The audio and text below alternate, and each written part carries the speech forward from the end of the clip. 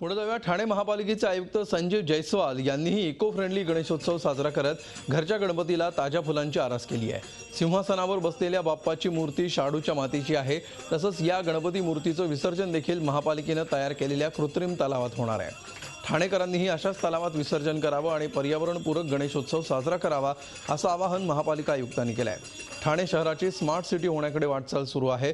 लवकरच ठाणे शहर smart city होऊ दे अशी प्रार्थना संजीव जयस्वाल यांनी गणरायाकडे केली आहे।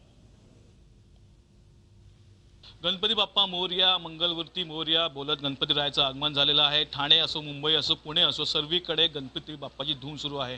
सर्वात महत्त्वाचं म्हणजे गणपती उत्सव ज्या निमित्ताने सुरू केला ते म्हणजे समाज प्रबोधन होताना दिसत आहे। त्यात ठाणे अग्रेसर असं बोलू शकतो आपण।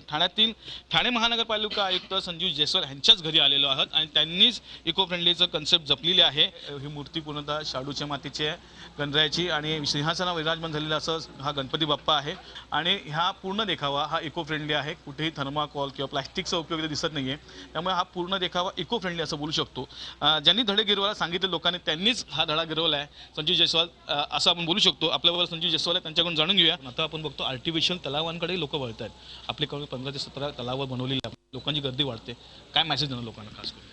नाही, आता हेच आहे की आता एकदम जे मोठं मंडळ असते ते मोठं मंडळ वगळता आता यावर्षी आपण बरेच ठिकाणामध्ये कृत्रिम तलाव आपण स्थापना केला होता आणि लोकांचा प्रतिसाद जे आहे ते कृत्रिम तलावामध्ये टाकण्याबद्दल ते अतिशय उत्तम आहे आणि लोक स्वतः अग्रेसर होऊन आणि ठीक आहे, यामध्ये काही टीका टिप्पणी नंतर होतात की कृत्रिम तलावामध्ये टाकल्यानंतर शेवटी ते परत जे आहे ते आपण जिथे टाकतो आहे त्याबद्दल काय उपाययोजना आहे। पण प्रामुख्याने आपल्याला जे सर्वांना माहीत आहे की आपला क्रीक असो किंवा आपला जे नदीच्या पातळी असो त्यामध्ये दर सणामध्ये जे एक प्रदूषण या कारणामुळे होतात की आपण सर्व गोष्ट तिथे टाकतो आहे आणि त्यामुळे जे काय आपल्याला विपरीत परिणाम होतात ते विचार घेता लोकांनी आमचा जे एक आव्हान होता किंवा आमची विनंती होता त्या विनंतीला मान्य करून आणि ह्यावर्षी खरं म्हणजे उल्लेखनीय कृत्रिम तलावामध्ये लोकांनी आपला गणपतीचं विसर्जन केलेलं आहे। नक्कीच एकंदरीतच पालिका आयुक्त असल्यामुळे ठाणेकरांना धडे देतात, स्वतःने धडा गिरवला आहे। इको फ्रेंडली ही कन्सेप्ट त्यांनी जपलेली आहे। त्याचबरोबर गणपती बाप्पाकडे त्यांनी एक प्रार्थना केलेली आहे की मागणं मागितलेली का स्मार्ट सिटी लवकर व्हावं।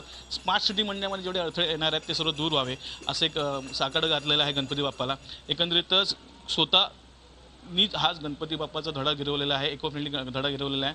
त्यामुळे आता ठाणेकरही त्याने प्रभावित होणार आहेत आणि येणाऱ्या विसर्जनामध्ये जास्तीत जास्त लोक कृत्रिम तलावाचा उपयोग करतील अशीच आशा पालिका आयुक्तांनी दर्शवलेली आहे आणि त्याचबरोबर इको फ्रेंडली कन्सेप्ट जी जपत चालली आहे, रुजत चालली आहे, त्याचं स्वागतही पालिका आयुक्तांनी केलं आहे। व्हिडिओ संदीप भारतीसह कपिल राऊत, झी मीडिया, ठाणे।